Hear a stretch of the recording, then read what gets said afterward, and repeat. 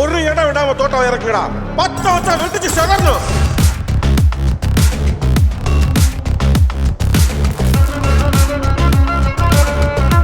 எட்ரா கொக்கி. தகதோம் தகதரி கிடதோம் தகதரி கிடதோம் தகதோம் தகதரி கிடதோம் தகதரி கிட தகதோம்.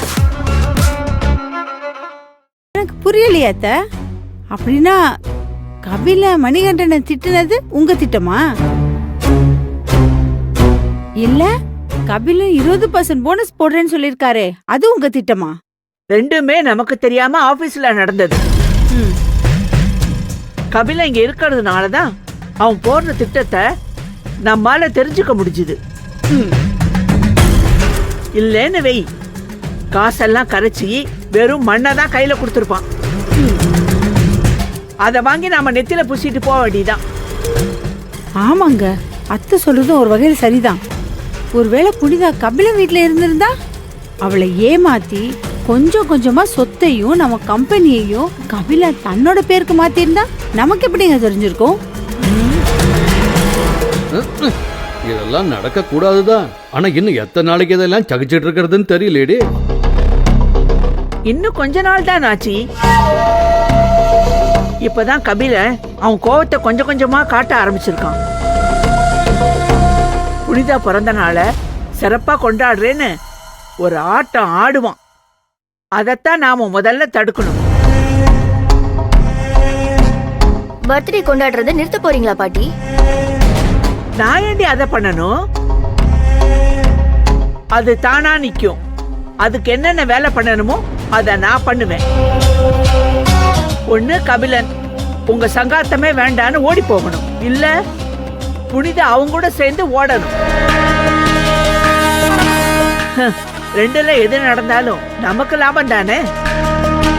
எம்மோ பாத்துமா, உன் வீர வசனத்துக்கெல்லாம் கொஞ்சம் பிரேக்கப் போடு. ஏண்டா? ஆமா அத்தை, நான் பெத்த புண்ணியமா இங்கதான் எங்கேயாவது சுத்திக்கிட்டு இருப்பான். அவன் ஒரு காது மட்டும் நம்ம நோக்கியே சுத்திக்கிட்டு இருக்கும். அவன் காதுக்கு போச்சுன்னு வச்சுக்கோங்க, அவன் ஒருத்தன் போதும் நம்மள மாட்டி விட.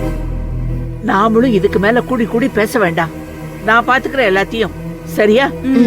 எல்லாரும் போங்க. அப்புறம் உங்க வீட்டு பட்டிமன்றத்துல கடைசியா எனக்கு என்ன தீர்ப்பு கொடுத்திருக்காங்க? சாரி கபிலன், உங்களை காணும்னு சொல்லி நான் ரொம்ப பயந்தே போயிட்டேன். ஏங்க, நான் ஒன்றும் சின்ன குழந்தை இல்லைங்க. பிறந்ததுலேருந்தே நான் இந்த ஊர்ல தான் இருக்கேன். அப்படி எங்க நான் காணாம போயிட போறேன் சொல்லுங்க? இல்ல, என் மேல நீங்க கோவமா இருக்கீங்கன்னு நினைச்சேன். நீங்க நிஜமாவே என் மேல கோவமா இல்லல்ல? இதுக்கு நான் என்ன பதில் சொல்லணும் நீங்களே சொல்லுங்க, அதையும் நான் சொல்லிடுறேன். ஏன் இப்படி பேசிட்டு இருக்கீங்க? ஐயோ புனிதா, எனக்கு கோவம் இல்லைன்னு நான் ஏற்கனவே சொல்லிட்டேன். நீங்க தான் சொன்ன விஷயத்த திரும்ப திரும்ப யோசிச்சு அதையே பேசிட்டு இருக்கீங்க. சாரி கபிலன். என்ன சாரி? இப்படிதான் ஸ்கூல் பிள்ளைங்களை விசாரிக்கிற மாதிரி உங்க வீட்டுல எல்லாரும் விசாரிப்பாங்களா? இல்ல நாங்கறனால இந்த மாதிரி விசாரிக்கிறாங்களா?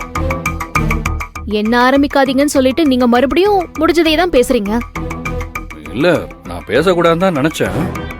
ஆனா நீங்களும் பேசி முடிச்ச விஷயத்த ஆரம்பிக்கிறீங்கல்ல, அதுக்காகத்தான், ஒரு சின்ன புரிதலுக்காகத்தான். உண்மைதான், நான் உங்ககிட்ட சொல்லாம தான் போயிட்டேன். அது ஏன் தப்பு தான். அதுக்காக எங்க போறேன் என்ன பண்றேன்னு எல்லாத்தையும் அப்டேட் பண்ணிட்டு இருக்க முடியாது. ரெண்டு பேருக்கும் தனித்தனியா ஒரு பர்சனல் ஸ்பேஸ் இருக்கிறது ரொம்ப நல்லதுங்க. அதுதான் உங்களையும் என்னையும் கடைசி வரைக்கும் ஃப்ரெண்ட்ஷிப்பா வச்சிருக்கோம். ஓகே ஓகே, இனிமே நான் அப்படி பண்ண மாட்டேன், போதுமா? சரி, வேணும்னா நான் தோப்புக்கரணம் போடவா? அது உங்க மாமா நாச்சிமுத்துக்கிட்ட போய் போடுங்க, எனக்கு வேண்டாம். ஆமா, என் நண்பன் வல்லவன் எங்க போனாரு? அவர்கிட்ட கொஞ்சம் நான் பேசணும். மாமா சாயங்காலம் மாடியில இருந்தாரு, இப்ப தூங்கிட்டாரு போல. எனக்காக வெயிட் பண்ணியே தூங்கிட்டாரு போல. இன்னைக்கு அவரோட பேச முடியாம போச்சே. ஏங்க, என்னை விட உங்களுக்கு வல்லவன் மாமா தான் பிடிக்கும் போல. ஏங்க, இந்த வீட்டுல உங்களுக்கு அடுத்து எனக்கு இருக்கிற ஒரே நண்பன் வல்லவராயன் தான். சரி சரி கபிலன், நான் உங்களை ஒண்ணு கேட்பேன், ஆனா நீங்க தப்பா எடுத்துக்க கூடாது. மறுபடியுமா? நான் என்ன கேட்க போறேனே தெரியாம அதுக்குள்ள நீங்களே ஏதோ ஒண்ணு கெஸ் பண்ணிட்டு இருக்கீங்க. இப்படியே போனா அப்புறம் ரொம்ப கஷ்டம் கபிலன். அப்புறம் நான் என் ஃப்ரெண்டு கிட்ட கம்ப்ளைண்ட் பண்ண வேண்டியிருக்கும், பாத்துக்கோங்க. அது யாருங்க உங்க ஃப்ரெண்டு? எனக்கு தெரியாம. ஓ, நான் வல்லவன சொன்னதுனால பதிலுக்கு நீங்க சொல்றீங்க. இதுதான் பொசசிவ்னஸா? பொசசிவ்னஸா? எனக்கா? சாச்ச நெவர். நான் எனக்கு இருக்கிற ஒரே ஒரு ஃப்ரெண்ட பத்தி சொன்னேன். என்ன உங்க கண்ணுல ஏதோ பொறாம தெரியற மாதிரி இருக்கு? அதெல்லாம் ஒண்ணு இல்லையே. ஆமா, அது யாரு? எனக்கு தெரியாம ஒரு புது ஃப்ரெண்டு. என் ஃப்ரெண்டு ரொம்ப நல்லவரு, ரொம்ப இன்னசென்ட் ஆனவரு. அப்புறம் அவரு பயங்கரமா ஸ்வீட்டா இருப்பாரு. ஹலோ ஹலோ, போதும் போதும், லிஸ்ட் பெருசாயிட்டே போகுது. அந்த நல்லவர் யாருன்னு சொல்லவே இல்லையே. அவர் பேரு கபிலன். என்னதான் சொன்னீங்களா? ஏன் நீங்க பயந்துட்டீங்களா என்ன? பயமா? எனக்கா? அப்போ நான் ஸ்வீட் அப்படிதானே? சரி சரி, போதும் போதும், இதுக்கு மேல பேச வேணாம். ஆமா சரி விடுங்க, என்னோட பர்த்டே கிஃப்ட்டுங்க. பர்த்டே கிஃப்ட் பர்த்டே அன்னைக்கு தானே தருவாங்க. நான் உங்ககிட்ட ஒண்ணு கேட்பேன், நீங்க செய்வீங்களா? நீங்க கேட்டா கண்டிப்பா அதை நான் மறுக்காம செய்வேன். என்ன விஷயம்னு மட்டும் சொல்லுங்க, பாத்துக்குவோம். இல்ல, என்னோட பர்த்டே இங்க வேணாம், நம்ம வீட்ல வச்சு செலிப்ரேட் பண்ணலாம். நம்ம வீட்லயா? நீங்க என் வீட்டு தான் சொல்றீங்களா? ம். அதெல்லாம் ஒண்ணு வேணாம் புனிதா. சாரிங்க, நீங்க ஆசையா கேட்ட விஷயத்தை என்னால பண்ண முடியல. அப்பாவுக்கு உடம்பு முடியலன்னு உங்களுக்கு தெரிஞ்சா நீங்க ரொம்ப கஷ்டப்படுவீங்க. கபிலன், ஏன் வேண்டான்னு சொல்லி ஒரே வார்த்தையில சொல்லிட்டீங்க? நீங்க 1000 வார்த்தையில என் குடும்பத்தை நல்லா திட்டுற மாதிரி தெரியுது. இல்லைங்க, எங்க வீட்டுல உங்க பிறந்த நாளை கொண்டாட வேணாம், இங்கேயே நம்ம கொண்டாடிப்போம். ஆனா இதுக்கு மேல எதுவும் கேட்காதீங்க. அமுதா ஃபோன் பண்றா. அப்பாவுக்கு ஏதாவது? யாரு போன்ல? இதோ வந்துடுறேன் புனிதா. இப்ப நான் என்ன சொல்லிட்டேன்னு சொல்லி இவ்ளோ வேகமா போறாரு இவரு.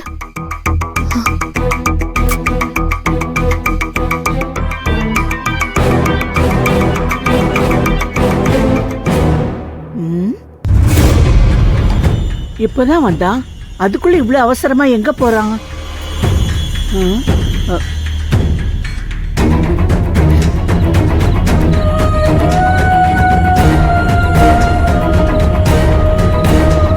அமுதா சொல்லுமா.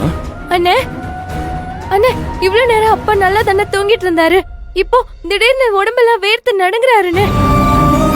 எனக்கு ரொம்ப பயமா இருக்குன்னு. அப்படியா? மாத்திரை எல்லாம் கரெக்டா கொடுத்தியா? மாத்திரை எல்லாம் கொடுத்துட்டேன்னு. சரி, அப்பா பேசுறாருல்ல? அண்ணே பேசலாம் செய்யறாருன்னு, ஆனா வேர்த்துக்கிட்டே இருக்குன்னு. ஆனா மூச்சு விடுறதுக்கு ரொம்ப சிரமப்படுறாருன்னு. நான் தப்பு பண்ணிட்டேன். உங்க பேச்சை கேட்டு உங்களை தனியாவே விட்டுருக்க கூடாது. எல்லா தப்பும் என் மேலதான். சரி, நான் டாக்டருக்கு ஃபோன் பண்ணி நம்ம வீட்டுக்கு வர சொல்றேன். தபரு, இப்பயும் நானும் கிளம்பி வரேன். அப்பாவை கொஞ்சம் கவனமா பாத்துக்கோ, சரியா? தபரு, அமுதா, நீ எதுவும் பயப்படாத, அப்பாவுக்கு ஒன்றும் ஆகாது, சரியா? ஒருவேளை ரொம்ப அர்ஜென்ட்னா ஆம்புலன்ஸுக்கு நீயே ஃபோன் பண்ணு. நம்பர் இருக்குல்ல உங்ககிட்ட? சரி அமுதா, நான் கிளம்பி வரேன். சரிண்ணே.